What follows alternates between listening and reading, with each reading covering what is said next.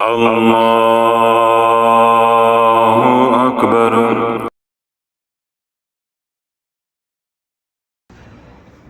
اللہم صلی علی سیدنا محمد وعلی آل سیدنا محمد وبارک وسلم۔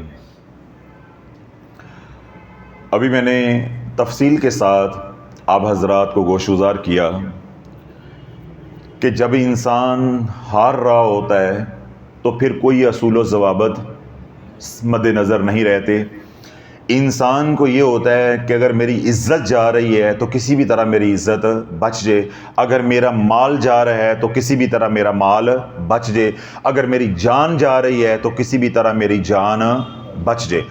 اب کیونکہ شافی قیامت بن کے ٹوٹا ہے عاملین کے اوپر، شعبدہ باز پیروں کے اوپر، الحمدللہ حضور علیہ الصلوۃ والسلام کی نگاہ کرم سے، غوث پاک رضی اللہ عنہ کی توجہ، میرے شیخ رحمۃ اللہ علیہ کی دعاؤں سے اور اللہ کی خاص رحمت سے کہ فیضان قادریہ شافیہ جو ہے وہ سر چڑھ کے بول رہا ہے اور امت کو سمجھ آ رہی ہے کہ اگر وضو کی شرائط ہیں، نماز کی شرائط ہیں، حج کی شرائط ہیں، زکوٰۃ عشر صدقہ کی شرائط ہیں، جہاد کی شرائط ہیں، یہاں تک کہ نماز جنازہ بھی ہے تو اس کی کچھ شرائط بھی ہیں۔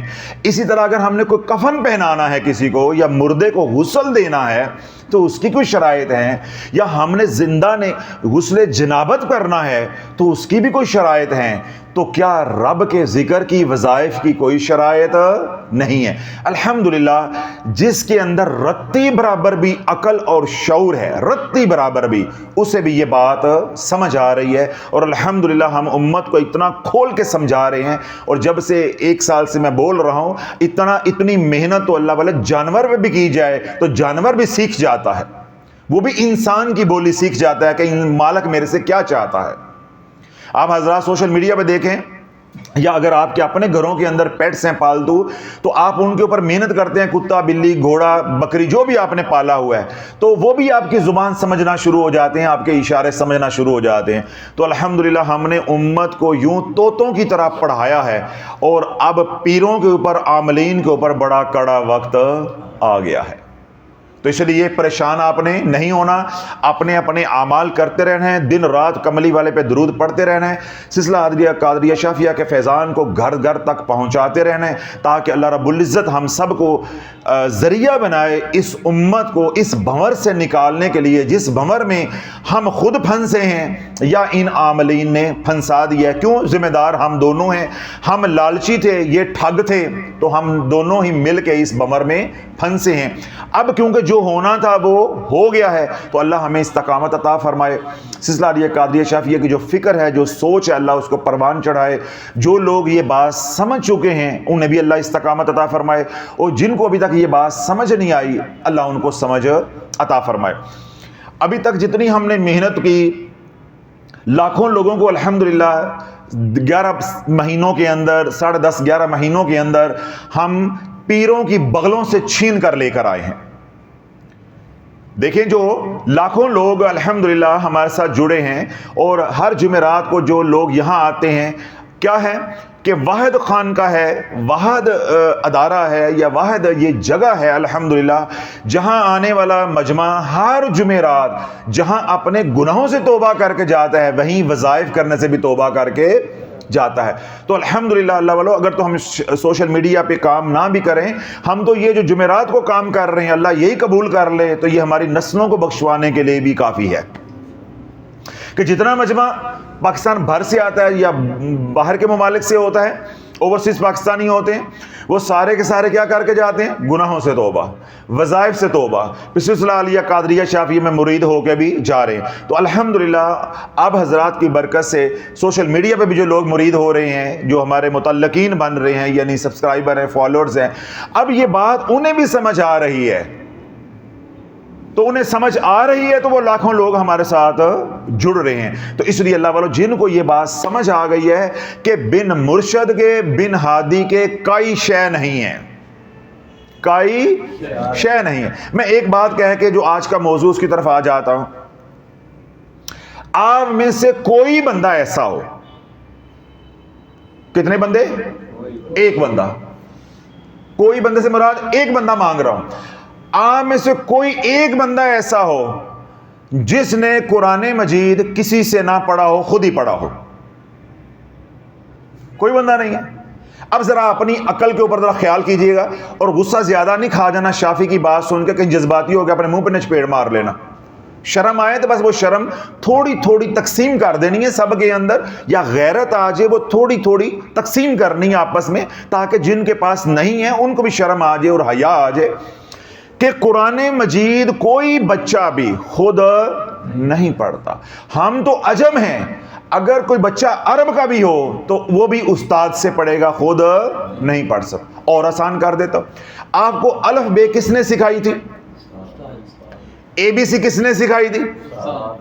آپ تو الف بے کہنے پہ قادر نہیں تھے، اے بی سی کہنے پہ قادر نہیں تھے، قرآن کی بات کرتے ہو، قرآن کی بات کرتے ہو، ان بدبختوں کی سوچ پہ چلتے ہو، علمی کتابی بنتے ہو کہ قرآن خود پڑھیں گے، خود سمجھیں گے۔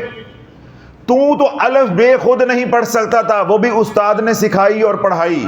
تو اے بی سی نہیں پڑھ سکتا تھا، استاد نے سکھائی اور پڑھائی۔ ناظرہ خود پڑھا تھا، استاد نے۔ کوئی دنیا میں سے مجھے ایسا حافظ لا کر دے دیں جس نے قرآن مجید خود گھر بیٹھ کے حفظ کر لیا ہو، بغیر استاد کے کیا ہو۔ اللہ بولو، ہم حافظ ہو کے کیا ہو گئے؟ حافظ ہو کے منزل سناتے ہیں، کئی بار غلطیاں نکل آتی ہیں، کئی بار غلطیاں نکل آتی ہیں۔ ابھی تھوڑے دن پہلے میں نے قاری صاحب کو منزل سنائی، اب میں صحیح پڑھ رہا تھا تو قاری صاحب نے غلطی نکال دی، بی اموالکم و انفسکم۔ اب لفظ یہ تھا بی اموالکم و انفسکم، انہوں نے میرا بدل کے، یعنی میری غلطی نکال کے انہوں نے کیا کر دیا؟ بی اموالہم و انفسہم۔ ادھر کیا تھا قرآن میں؟ بی اموالکم و انفسکم، انہوں نے بدل دیا۔ اب مجھے ذرا میری انہوں نے غلطی نکال دی، روک دیا، میں نے پھر دوبارہ 2 آیتیں چھوڑ کے دوبارہ پڑھنا شروع کیا۔ پھر میں جب وہاں پہنچا تو کیونکہ میرے لاشعور میں تو وہی آیت بیٹھی ہے، میں نے اسی فلو کے اندر دوبارہ وہی پڑھا، بی اموالکم و انفسکم ذالکم خیر لکم ان کنتم تعلمون۔ ٹھیک ہے، اب مجھے قاری صاحب نے دوبارہ ٹوک دیا کہ نہیں، یہ بھی اموالہم و انفسہم ہے۔ اب بازاری بات ہے، وہ استاد ہیں، تو میں نے پھر اسی طرح جیسے انہوں نے کہا میں نے پھر اسی طرح پڑھ کے آگے آیت مکمل کر دی، یغفر لکم ذنوبکم، آگے میں سورت مکمل کر دی۔ لیکن میرے بات دل کو لگی کہ یہ ایسے نہیں ہے۔ جب وہ قاری صاحب اٹھ کے چلے گئے تو میں نے قرآن مجید کھول کے دیکھا تو وہ میں صحیح پڑھ رہا تھا، قاری صاحب غلط تھے۔ اب اللہ بولو، وہ قاری صاحب کا سارا دن قرآن سننا اور قرآن سنانا کام ہے، غلطی ہو گئی تو اب میں اپنے استاد کی تذلیل شروع کر دوں، میں ویڈیو بناؤں، دیکھو جی یہ قرآن غلط پڑھ رہے ہیں، یہ غلط سکھا رہے ہیں، یہ ہو گیا، انسان ہے، ہو جاتی ہے۔ تو میرا عرض کرنے کا اللہ والو مقصد یہ ہے کہ اتنا قرآن پڑھنا، سارا دن بچوں کو پڑھانا، ہمارے جیسوں کو پڑھانا، ہمارے جیسوں سے سننا، تو منزل سننی سنانی، اس کے باوجود بھی غلطی ہو جاتی ہے، استاد ہو کے بھی۔ تو جو بن مرشد کے ہو، ان کا نہیں سمجھ آ گئی ہے، استاد ہو کے غلطی ہو گئی ان سے، میں صحیح پڑھ رہا ہوں، میں 2 دفعہ پڑھا، انہوں نے غلط پڑھا دیا، پھر ان کے مطابق میں نے بھی غلطی پڑھا، ظاہر بات استاد انہوں نے کہا جی یوں ہے، میں نے کہا ٹھیک ہے یوں ہے، لیکن میں نے کیا کہا کہ میرا دل مطمئن نہیں ہوا۔ جب وہ اٹھ کے چلے گئے تو میں نے قرآن کھولا تو پھر وہی تھا۔ پھر اگلے دن میں نے پھر ان کو عرض کی کہ میں نے کہا قاری صاحب جو کل ہم پڑھ رہے تھے وہ یوں ہے۔ پھر انہوں نے کیا کہا، اوہو میرے ذہن میں وہ فلاں آیت آ رہی تھی۔ کوئی بات نہیں، ہمارے ساتھ بھی یہ ہوتا ہے، کئی بار بیانات کے اندر قرآن پڑھ رہے ہوتے ہیں، وہ اٹک جاتا ہے، بھول جاتا ہے انسان، نماز کے اندر بھول جاتا ہے، تراویحوں میں بھول جاتا ہے۔ تو یہ بات نہیں ہے، انسان ہے، جو بھولے نہ وہ انسان نہیں، جس سے خطا نہ ہو وہ بشر نہیں ہے۔ تو میرا عرض کرنے کا مقصود یہ ہے کہ ہم سب کچھ پڑھ کے بھی، ملکہ رکھ کے بھی بھول جاتے ہیں، استاد ہو کے بھی ہمیں خطا ہو جاتی ہے، خطا لگ جاتی ہے، غلطی لگ جاتی ہے، تو جدہ کوئی استاد ہی نہ ہوئے۔ اب بات سمجھ آئیے کہ ہم اپنے اپنے شعبے کے الحمدللہ ماہر ہیں، اللہ نے علم دیا ہوا ہے، پھر بھی ہمارے سے غلطی ہو جاتی ہے۔ حدیث پاک بیان کرنے لگتے ہیں، ہمیں اس کا راوی بھول جاتا ہے، حوالہ بھول جاتا ہے، کتاب بھول جاتی ہے۔ بات سمجھ آ گئی؟ قرآن کی آیت ہے وہ گڑمڑ ہو جاتی ہیں بعض دفعہ، تو ہمیں سب کچھ سیکھ کے بھی غلطیاں لگ رہی ہیں. تو جو اللہ والو وہ کسی استاد کا شاگرد ہی نہیں ہوگا، وہ نہ الف بے پڑھ سکتا ہے، نہ ABC پڑھ سکتا ہے، نہ ناظرہ پڑھ سکتا ہے، تو حفظ کیسے کر سکتا ہے؟ اگر حفظ نہیں کر سکتا تو تفسیر کیسے کر سکتا ہے؟ ساری باتیں سمجھ آ گئی؟ تو اگر یہ ساری باتیں سمجھ آئی ہیں تو بن استاد کے پھر مجھے یہ بتاؤ کہ وہ وظائف کیسے کر سکتا ہے. کہانی ہمارا موضوع یہ ہے، باقی ساری باتیں میں نے سمجھائی ہیں بنیاد بنانے کے لیے کہ آپ کے منہ سے میں کہلواؤں، منہ سے نہیں دل سے نکلواؤں، اور منہ کے رستے باہر آئے. آپ کہو ہمارا دل بول رہا ہے کہ جب ہم نے ABC استاد سے، الف بے استاد سے، ٹھیک ہے، بنیاد ہم نے استاد سے لی، تو وظائف کے لیے کوئی استاد نہیں تھا، وظائف کے لیے کوئی شرائط نہیں تھی. میں نے بولا کتنی بار ABC یا الف بے پہ، یہ بولا نا کتنی بار. اب کوئی یہ بندہ کہے کہ نہیں الف بے نہیں کہیں گے، میں الف کے بعد پے کہوں گا، تو اس کی بات مانی جائے گی؟ اس کی یہ منوانی مانی جائے گی؟ بے نہیں. کوئی کہ میں A کے بعد B نہیں کہوں گا، C یا D یا E کہوں گا، تو اس کی بات مانی جائے گی؟ بھائی بات نہیں مانی جائے گی. جو اصول و ضوابط ہیں ویسے ہی ہوگا، ویسے. ایک اور مثال دے دیتا ہوں. انگلش میں آپ بلی کو کہتے ہیں کیٹ. کیا کہتے ہیں؟ کیٹ. اب کیٹ ہے CAT، کیٹ ہو گیا، ٹھیک ہے. آپ کہیں نہیں KAT، آپ کی بات مانی جائے گی؟ جو اس فن کے ماہر ہیں، زبان کے ماہر ہیں، وہ بتائیں گے کہ آپ غلط کہہ رہے ہو. بولنے میں کیٹ ہی لگ رہا ہے، لیکن جب آپ لکھو گے تو جو اس زبان کے ماہر ہیں، جن کو انگریزی آتی ہے، وہ کہیں گے بھائی آپ نے یہ غلط لکھا. ورنہ بولنے میں کیا لگ رہا ہے؟ کیٹ. کوئی پتہ نہیں چل رہا کہ میں C کے ساتھ بول رہا ہوں یا K کے ساتھ بول رہا ہوں. پڑھتے وقت وظیفہ ہی لگتا ہے، میں اللہ اللہ ہی کرنی ہاں، تو میں پیر پھاڑ کے کی کرنا ہے، میں کلمہ نہیں پڑھیا. کل تک ہمیں یہی کوسنے دیتے تھے نا، کل تک ہمیں یہی کوسنے دیتے تھے نا کہ پیر شافی کہندا ہے پیر پھڑو پیر پھڑو، پتہ نہیں یہ سناندا کہ میرے کو مرید ہو جو کہ مینوں پیسے آن گے. کہاں کہاں لوگ لے جاتے ہیں بات کو. تو میں بار بار بول رہا ہوں کیٹ کیٹ کیٹ، آپ کو کیا معلوم میں K کے ساتھ بول رہا ہوں یا C کے ساتھ بول رہا ہوں؟ تو جب میں کسی اس فن کے ماہر کے سامنے بیٹھوں گا تو وہ میری غلطی نکال کے میرے سامنے رکھ دے گا کہ آپ غلط ہو. بے نہیں اللہ والو، جب آپ وظائف کریں گے تو جو اس فن کا ماہر ہے، جب آپ اس کے سامنے کرو گے تو آپ کی یوں وہ غلطی نکال کے رکھ دے گا کہ یہاں سے آپ کو ٹھوکر لگ رہی ہے.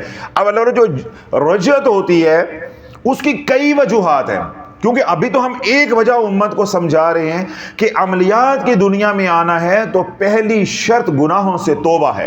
توبہ نہیں ہوگی تو رجعت ہو جاتی. اس کے بعد کئی وجوہات رجعت کی ہوتی ہے، اور اس کے بعد جو سب سے اہم وجہ جو عجم کے لیے ہے وہ کیا ہے؟ تلفظ کا صحیح نہ ہونا. کیا ہے؟ تلفظ کا صحیح نہ ہونا. جس طرح الحمدللہ ہے تو ہم کیا پڑھتے ہیں؟ الحمدللہ. اب جب آپ صحیح تلفظ ادا نہیں کریں گے یا کہیں زیر زبر کا فرق ڈال دیں گے، اس کے معنی ہی بدل جائیں گے. اب آپ پڑھ کچھ رہے ہیں، مانگ کچھ رہے ہیں، وہ سارا نظام کس میں چلا جائے گا؟ رجعت کے اندر. تو ہم مصیبتوں کے اندر پھنس جائیں گے. تو عرض کرنے کا مقصود اتنا تھا کہ بن ہادی کے، بن مرشد کے کوئی شے نہیں ہے. اب یہ اتنی بات جتنی میں نے سمجھائی ہے یہ ذہن میں رکھیں گے. اب میں نہیں بولوں گا جنہوں نے بن مرشد کے اور جنہوں نے بن استاد کے، رہبر کے، ٹیچر کے، پروفیسر کے، جو بھی آپ کہہ لیں، وظائف کی دنیا میں قدم رکھا ان کے ساتھ کیا ہوا. یہ آج کا ویلاگ ان کے لیے ہے جو کملی چینل پہ ہمیں سنتے ہیں، یعنی درود پاک پڑھنے والے لوگ ہیں، کہ جب انہیں درود پاک سے سب کچھ مل رہا تھا انہیں قدر نہیں تھی. وہ چھوڑ کے جب عملیات کی دنیا میں چلے گئے، پھر نہ ادھر کے رہ گئے پھر نہ ادھر کے رہے. آج اصل موضوع یہ ہے. اللہم صلی علی محمد وعلی آل محمد. ڈاکٹر صاحب میں آپ کی بات سے 100% متفق ہوں کہ بن مرشد، رہبر، انسان کو ثواب تو ملتا ہے، منزل نہیں ملتی. اب یہ امت بول رہی ہے، یہ شافی نہیں بول رہا، یہ امت بول رہی ہے. یہ امت بول رہی ہے اور امت کے اندر شافی کی فکر بول رہی ہے کہ جو ان کو بات سمجھ آئی ہے کہ ثواب تو مل جائے گا، رجت بھی ہو گئی، اولاد مر بھی گئی، نافرمان بھی ہو گئی، بیماریاں بھی آ گئی، کاروبار اجڑ گیا وغیرہ وغیرہ، جو اللہ اللہ کیا اس کا ثواب تو ملے گا۔ ہم یہ کہتے ہیں ربنا آتنا فی الدنیا حسنۃ وفی الآخرۃ حسنۃ وقنا عذاب النار، ربنا آتنا فی الدنیا حسنۃ وفی الآخرۃ حسنۃ وقنا عذاب النار، اللہ یہ تیری دنیا بھی بنا دے اور اللہ تیری یہ آخرت بھی بنا دے۔ ہم یہ چاہتے ہیں۔ اب تو یہ چاہتا ہے کہ میں مرشد بھی نہ پکڑوں، میں ہادی بھی نہ پکڑوں اور میری بات بن جائے۔ اب بات بنتی ہے یا بات بگڑتی ہے، اب اس پہ میں کلام نہیں کروں گا، جو انہوں نے لکھا ہوا بس یہ توجہ کے ساتھ سنیں اور اپنی اصلاح کر لیں۔ ڈاکٹر صاحب میں آپ کی بات سے 100% متفق ہوں کہ بن مرشد یا بن رہبر کے انسان کو ثواب تو ملتا ہے مگر منزل نہیں ملتی، رستہ نہیں، نہ کوئی مقام۔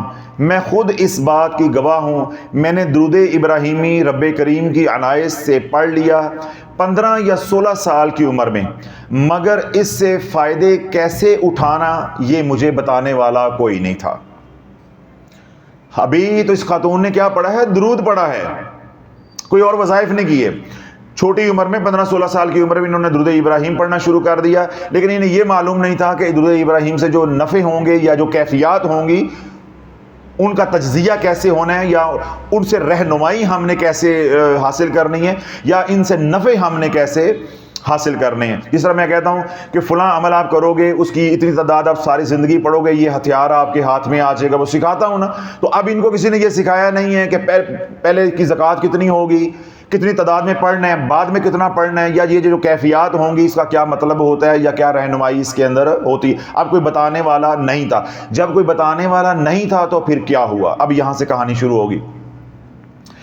حضرت صاحب یہی وجہ ہے کہ مرشد نہ ہونے کی وجہ سے میں کوئی فائدہ نہ اٹھا سکی، بلکہ جو فیض ملا وہ بھی میں نے گنوا دیا۔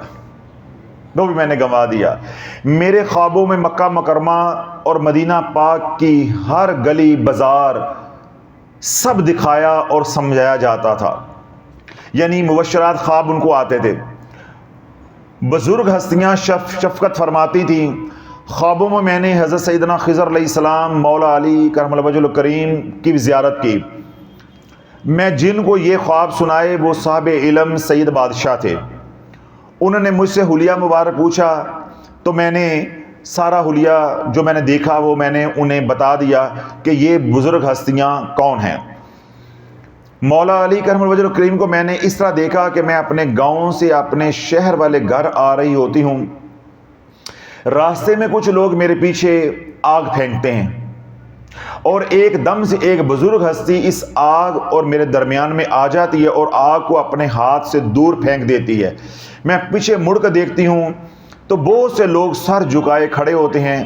مولا علی کرم وجہ الکریم مجھے کہتے ہیں جاؤ، یہ لوگ صرف پیٹھ پیچھے ہی تمہاری بات کر سکتے ہیں، کبھی منہ پر ان کی بات کرنے کی ہمت نہیں ہوگی، بلکہ کسی بھی کی بھی ہمت نہیں ہوگی، یعنی ان میں سے کوئی بھی آپ کے منہ کے اوپر بات نہیں کر سکتا۔ اب ان کا یہ خواب سنانے کا مقصد یہ ہے کہ کسی نے میرے پہ آگ پھینکی، یعنی جادو کیا، وار ہوا، تو مولا علی درمیان میں آ گئے اور انہوں نے اپنے تصرف کے ساتھ جو ہے مجھے محفوظ فرما دیا اور مجھے تسلی بھی دی کہ پریشان نہ ہو، یہ تیرے منہ پہ کرنے والے کچھ نہیں۔ تو اللہ والو یہ تو حقیقت ہے کہ جو منہ پہ کچھ نہیں کہہ سکتا وہی پیٹھ پیچھے وار کرتا ہے، وہی جادو ٹونا کرتا ہے۔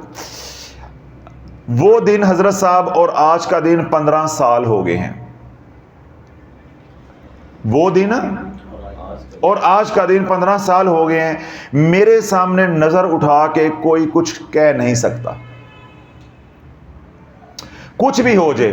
جن سید بادشاہ صاحب نے تعبیر بتائی تھی اس وقت مجھے یقین نہ آیا کہ میری یہ اوقات ہے، مگر اتنا وقت بہت اونچ نیچ سے گزرنے کے بعد بھی اب یقین ہے کہ مولا علی وجہ الکریم ہی کی ذات تھی جس کی وجہ سے اب تک میری عزت قائم ہے اور آج تک مجھے کوئی منہ پہ آ کے پریشان نہیں کر سکا۔ مکہ مکرمہ میں مجھے کس طرح ہر طرح کی غیبی مدد ملتی رہی، میری زندگی بڑی پرسکون تھی۔ میں جہاں جاتی لوگ مجھے عزت دیتے، میرے لیے راستہ چھوڑ دیتے۔ رب کریم اور پیارے آقا صلی اللہ علیہ وسلم کی نگاہ کرم سے میں نے سلام بھی 1.25 لاکھ پڑھ لیا، الصلاۃ والسلام علیکہ یا رسول اللہ، الصلاۃ والسلام علیکہ یا حبیب اللہ، یہ والا سلام بھی میں نے 1.25 لاکھ پڑھ لیا۔ اس سب کے فیضان سے یہ ہوا کہ میں والدین کے ساتھ 23 سال کی عمر میں حج پر چلی گئی، اور جو کچھ وہاں کا خوابوں میں دیکھا سب ویسا ہی تھا، یعنی جانے سے پہلے جو میں خوابوں میں دیکھتی رہی حقیقت میں بھی وہ ایسا ہی تھا۔ مجھے لگتا تھا کہ میری ساری زندگی یہیں گزری ہے۔ رب کے گھر میں دنیا بھر سے آنے والے لوگوں سے جو عزت پیار ملا میں بیان نہیں کر سکتی۔ میں طواف میں ہوتی تب بھی لوگوں کی توجہ کا مرکز، اذان کے وقت طواف سے نکلتی تو چاروں طرف سے آواز آتی کہ تم ہمارے پاس آ جاؤ، یعنی ہمارے پاس آ کے نماز پڑھو، ہمارے ساتھ آ کے نماز پڑھو۔ خدا کا کرم ہے کہ مجھ میں عاجزی اور انکساری ہے، جب لوگ عزت کرتے تو میں دیکھ کے شرمندہ ہوتی۔ زمزم کے لیے لائن میں لگتی تو لوگ راستہ چھوڑ دیتے کہ تم آگے ہو جو، پہلے زمزم تم لے لو۔ بچوں سے لے کے بزرگ جمع مرد عورتیں سب مجھ پر مہربان تھے۔ توجہ رکھنی ہے، اب پیر دی مٹی نہ ہلے، توجہ رکھنی ہے۔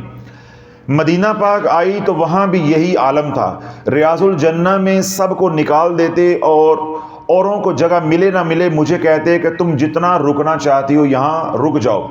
واپس آئی پاکستان تو گھر میں باہر بھی وہی خوشبو آتی تھی جو مدینہ کی اور مکہ کی گلیوں میں تھی۔ میں ڈر جاتی، یا اللہ میں تو پاکستان ہوں، میری قسمت اور میری بلندی۔ خواب میں پیارے آقا علیہ الصلوۃ والسلام کے روضہ اطہر کا دروازہ خود کے لیے کھلتا ہوا دیکھا، مگر اس بار اندر جانے کی اجازت نہ ملی۔ آنکھ کھلی تو دل اداس، میں روئی درود پاک پڑھ پڑھ کر۔ کچھ عرصے کے بعد حضور علیہ الصلوۃ والسلام کی دوبارہ نگاہ کرم ہو گئی تو حضور علیہ الصلوۃ والسلام نے اپنے روضے کے اندر یعنی مواجہ شریف کے اندر مجھے بلا لیا۔ نور کا حالہ دیکھا، بہت ہی حیرت ہوئی اور میں خوشی سے کانپ رہی تھی کہ آواز آئی جلدی کرو، پیارے آقا علیہ الصلوۃ والسلام کے پیچھے نماز پڑھو۔ عصر کی نماز کے سجدے میں میں قدمین مبارک میں سر رکھ دیا، پھر دیکھا کہ وہ نور کے حالے سے سیدھا قدم مبارک میری طرف کیا گیا۔ میں نے بوسہ دیا، ماتھا رگڑا۔ ماتھا رگڑا یعنی ان کا کہنے کا مقصد یہ ہے کہ حضور علیہ الصلوۃ والسلام نے اپنے قدم مبارک میری طرف کر دیے، میں نے ان کے اوپر اپنا ماتھا رگڑا، بوسہ دیا۔ لرزتے ہاتھوں کی ہمت نہ ہوئی کہ ہاتھ قدم مبارک پہ رکھ دوں۔ اسی کیفیت میں حضرت صاحب میری آنکھ کھلی تو سر تا پا میں کانپ رہی تھی، نہ زبان سے کچھ ادا ہو رہا تھا، نہ سکت تھی کہ میں کسی سے یہ بات کر سکوں۔ یہ سب مجھے درود و سلام پڑھنے سے ملا۔ میں نے کیا کہا، حضرت جاگتے رہنا ہے، پیر دی مٹی نہ ہلے تو سجی آنکھ نہیں پھڑکنی چاہیے تھی، توجہ رکھنی ہے آپ نے۔ یہ سارا کچھ سن رہے ہیں آپ، یہ سارا کچھ آپ نے سنا۔ اب پھر اللہ جانے اس عامل حکیم سعید کی نظر بد تھی یا جن لوگوں کو خوشی سے خواب سنایا سب کچھ ختم ہو گیا، سب کچھ ختم ہو گیا۔ اللہ والا جب مرشد نہیں ہوگا، جب یہ خواب سناؤ گے تو پھر کیا ہوگا کہ یہ عامل تمہیں وظائف کی دنیا میں دھکیلیں گے، اور یا پھر یہ حسد کر کے تمہارے فیض کو باندھ دیں گے۔ اگر وہ نہ کر سکے تو تمہارے عمل کی تاثیر کو باندھ دیں گے، پھر تم پڑھتے تو رہو گے لیکن تمہیں کوئی کیفیت نصیب نہیں ہوگی، ثواب ملتا رہے گا، ثواب ملتا رہے گا۔ پھر جانے اس عامل حکیم سعید کی نظر بد تھی یا جن لوگوں کو خوشی سے خواب سنا دیا سب ختم ہو گیا۔ اوپر جو میں سب کچھ لکھا ہے، میرے ساتھ جو کچھ ہوا درود ابراہیم پڑھنے کے بعد کوئی 7-8 سال میں نے بڑا خوبصورت وقت دیکھا۔ آخری خواب جو میں نے دیکھا، جس کی تعبیر پوچھنے کی غلطی میں نے سیلانی ویلفیئر والوں سے کی، یہ کراچی میں جو سیلانی ویلفیئر ٹرسٹ ہے، میں نے ان کے بتانے پہ ایک عامل سے رابطہ کیا۔ ایک بہت بڑا میدان ہے حد نگاہ تک، جہاں ہر مرد عورت سفید کپڑے میں ہیں مگر کسی حد تک پرانے کچھ میلے کپڑے ہیں۔ وہ سب کسی بزرگ کے انتظار میں ہیں، کوئی بڑی ہستی آنی ہے۔ میں اور میری والدہ بھی ہیں۔ میری جب نظر خود کے لباس پر پڑتی ہے تو میرا لباس بہت چمکدار اور سفید اجلا سا ہوتا ہے۔ میں خوش ہو جاتی ہوں کہ شکر ہے کہ میرا لباس صاف ہے۔ اتنے میں وہ بزرگ ہستی آ جاتے ہیں اور اپنی کرسی پہ بیٹھ جاتے ہیں۔ ان کے ساتھ کچھ لوگ، ان کے خدمتگار جو ہوتے ہیں، وہ اعلان کرتے ہیں جس کا دوپٹہ سب سے صاف ہے وہ دے دے۔ ان بزرگ کی پگڑی بنانی ہے۔ میں اپنے لیے پریشان ہو جاتی ہوں کہ میرا دوپٹہ لے لیا تو میں ننگے سر ہو جاؤں گی۔ اسی اثناء میں وہ میرے پاس آ جاتے ہیں کہ تم دو اپنی چادر، یعنی تم اپنا دوپٹہ مجھے دے دو۔ وہ لیتے ہیں مگر میں ننگے سر بھی نہیں ہوئی۔ اس کے بعد میری آنکھ کھل جاتی ہے۔ توجہ رکھیے گا، یہ سب بھی میں نے دیکھا کہ میں خود کو ہواؤں میں اڑتا ہوا دیکھتی اور مرشد کی رہبری کے بغیر میں نے سب کچھ گنوا دیا۔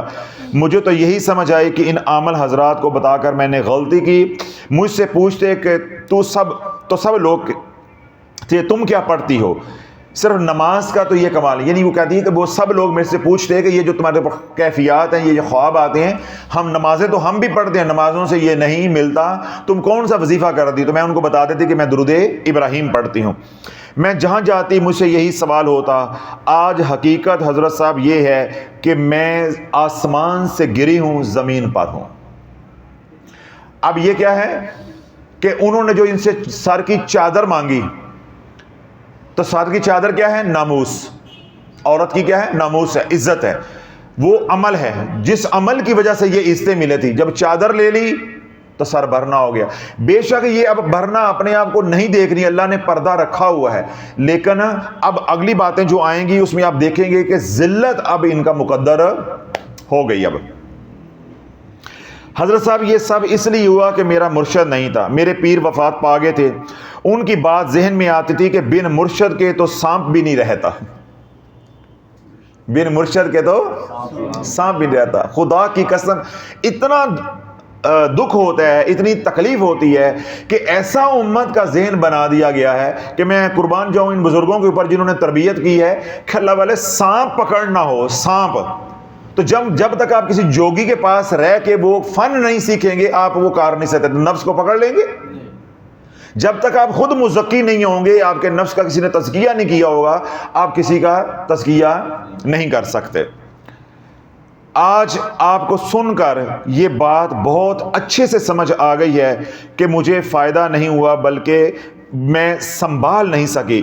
مجھے کیسے استعمال کرنا تھا اس ہتھیار کو یہ کسی نے بتایا نہیں، مگر میرے پیارے آقا علیہ الصلوۃ والسلام کی محبت میرے سے کوئی چھین نہیں سکتا۔ وقت مجھے برباد تو کر گیا، 15 سالوں سے میں بھٹک رہی ہوں۔ کیا میں نے کہا تھا؟ وہ چادر اب اتر گئی ہے، بھٹک رہی ہوں کچھ عاملوں کے ہاتھوں، اور کبھی خود میں نے وظائف کیے، کر کے میں نے اپنے اوپر ضرب لگائی۔ اب رب جانے کہ میرا کیا انجام ہوتا ہے۔ میں سب کو معاف کر کے سوتی ہوں اس امید پہ کہ میرا رب بھی مجھے معاف کر دے گا۔ آپ کو دیکھ کر اب پھر سے امید لگی ہے کہ شاید پھر سے کرم ہو جائے۔ ڈاکٹر صاحب پیارے آقا صلی اللہ علیہ وسلم کے صدقے مجھے مایوس نہ کیجیے گا، میں تھک چکی ہوں، مجھے اپنا گھر چاہیے۔ وظائف کی دنیا نہ گھر رہنے دے گی، نہ گھر میں گھر ہوگا، نہ گھر والے ہوں گے، کہیں کا نہیں ہے رہنے دے گی۔ مجھے گھر چاہیے، مجھے عزت چاہیے۔ ابھی جب آپ یہ ساری بات سن رہے تھے، کارگزاری یا روداد سن رہے تھے، تو آپ کو حسرت ہو رہی تھی کہ کیسی پہنچی ہوئی خاتون ہے رابعہ بصری ہے وقت کی، اور اب آپ کا اس کا انجام سنا تو اب کانوں کو ہاتھ لگا رہے ہیں کہ ایسے ملے کا کیا فائدہ جو ملنے کے بعد وبال بن گیا۔ اب خطا اور غلطی کہاں ہے کہ مرشد نہیں پکڑا۔ بن مرشد کہی کہ ساڑیاں سیدھیاں تاراں جڑیاں نے ڈائریکٹ سانو کی لوڑ پئی مرشد پڑھن دیا، ہمیں کیا ضرورت پڑی ہوئی ہے۔ حضرت صاحب مجھے مایوس نہ کیجیے گا، میں تھک چکی ہوں، مجھے اپنا گھر چاہیے عزت کے ساتھ۔ مجھے ترس کی نظر نہیں چاہیے بلکہ کملی والے کا کرم چاہیے۔ میں رب سے دینے والا ہاتھ مانگتی ہوں، مجھے بہن بھائیوں کی محتاجی نہیں چاہیے۔ میرے والد صاحب کی 10 ماہ پہلے ڈیتھ ہو گئی، یعنی فوت ہو گئے ہیں۔ اب اکیلا پن ہے، مجھے بہت ڈر لگتا ہے۔ سب کی اپنی مصروفیت ہے، اپنی زندگی ہے، اور میری زندگی کتنی ہے کوئی پتہ نہیں ہے۔ برائے مہربانی میری رہنمائی فرمائی جائے۔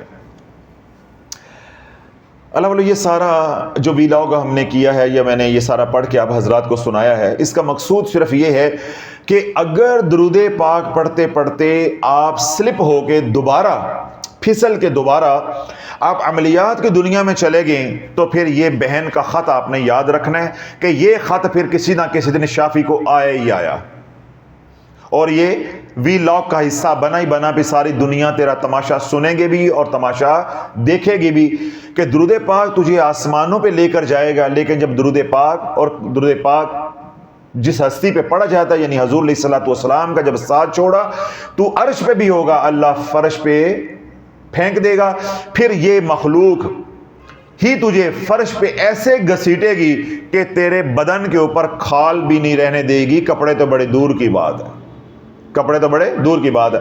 تو اس لیے جن کے ساتھ یہ سارا کچھ ہوا ہے، یہ المیہ ہوا ہے، انہیں میں یہی کہوں گا کہ آپ جہاں آپ کا دل مطمئن ہو، پہلی بات تو یہ ہے کہ جو آپ نے غلطی پکڑ لی یا آپ کو اس غلطی کا احساس ہو گیا کہ آپ مرید ہوں، جہاں آپ کا دل مطمئن ہوتا ہے، جو آپ سمجھتے ہیں کہ مجھے پار لگا سکتا ہے بزرگ، اس کے پاس جا کے آپ مرید ہو جائیں۔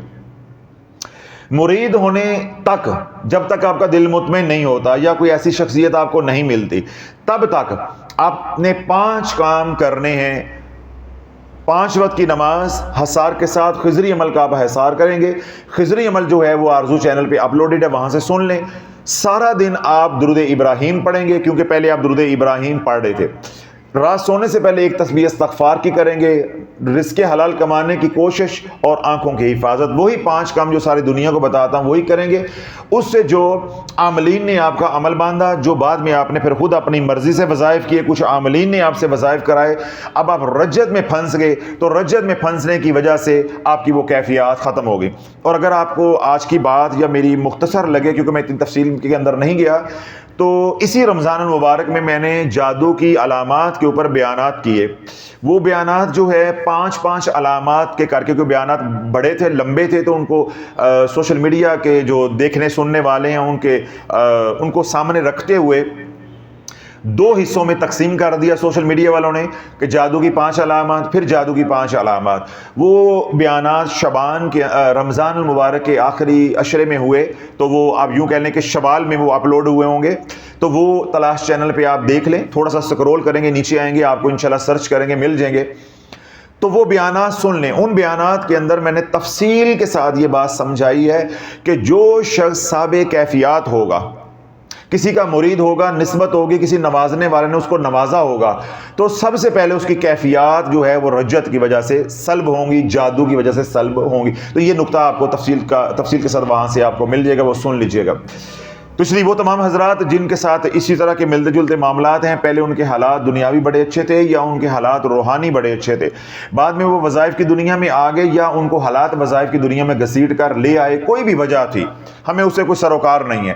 ہمیں یہ ہے آج ابھی اور اسی وقت توبہ کر لو بس، کہ آج کے بعد کوئی وظائف نہیں ہے، کسی عامل کے ساتھ یاری نہیں رکھنی، یاری رکھنی ہے تو حضور علیہ الصلوۃ والسلام کے غلام کے ساتھ، کامل کے ساتھ یاری رکھنی ہے۔ اور 5 اعمال جو بتاتا ہوں، 5 وقت کی نماز حصار کے ساتھ خضری عمل کا، دن رات کملی والے پہ درود پڑھیں گے۔ جو عام لوگ ہیں وہ اللہم صلی علی محمد وعلی آل محمد اتنا بھی پڑھ سکتے ہیں، کیونکہ ان کو فیض ملا تھا درود ابراہیمی کا، اس لیے میں نے ان کے اوپر شرط لگائی ہے کہ درود ابراہیمی پڑھنا ہے۔ لیکن جب یہ بھی بازار میں ہوں، مصروف ہوں، گھر کے کام کاج کر رہے ہیں، تو یہ درود ابراہیم سارا نہیں پڑھ سکتے، یہ بھی دن کے وقت درود ابراہیم کا اول حصہ پڑھ سکتے ہیں، لیکن ان کو کثرت کس کی کرنی پڑے گی؟ درود ابراہیم کی، تاکہ وہ تمام کیفیات یا جو منصب ملا تھا، عزت ملی تھی، وہ واپس ہو جائیں، یعنی فیض جو ہے وہ بحال ہو جائے۔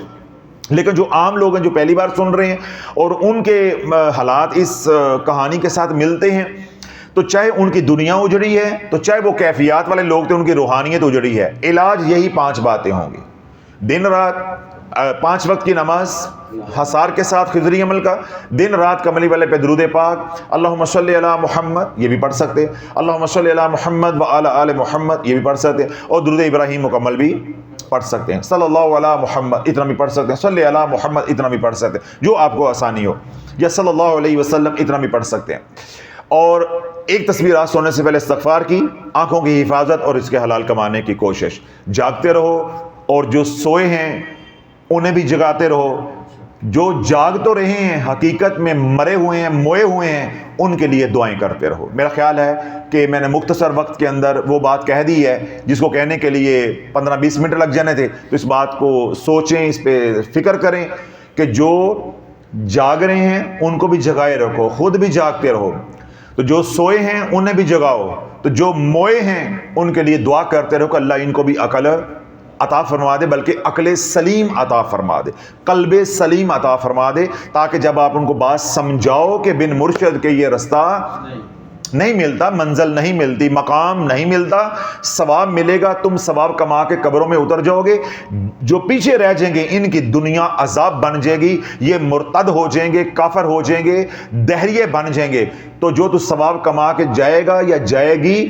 کل قیامت کے دن وہ ساری نیکیاں دے کے بھی تیری جان نہیں چھوٹنی۔ یہ بات تاکہ ان کو سمجھ آ جائے، اور یہ دعاؤں کے بغیر اور اللہ کی خاص مدد شامل حال ہوئے بغیر سمجھ نہیں آئے گی۔ اس لیے مایوس بھی نہیں ہونا، اپنے اپنے علاقے میں شافی بن کے کام کریں، حضور علیہ الصلوۃ والسلام کی امت کو اس بمر سے نکالنے کا آپ تمام حضرات ذریعہ بنے۔ اللہ ہماری اس کوشش کو قبول و منظور فرمائے، اور بالخصوص سلسلہ علیہ قادریہ شافیہ کے فیضان کو اللہ رب العزت جو ہے اس مقصد کے لیے قبول و منظور فرمائے۔ ربنا تقبل منا انک انت السمیع العلیم وتب علینا انک انت التواب الرحیم، وصلی اللہ تعالی علی حبیبہ خیر خلقہ محمد وعلی آلہ واصحابہ اجمعین برحمتک یا ارحم الراحمین۔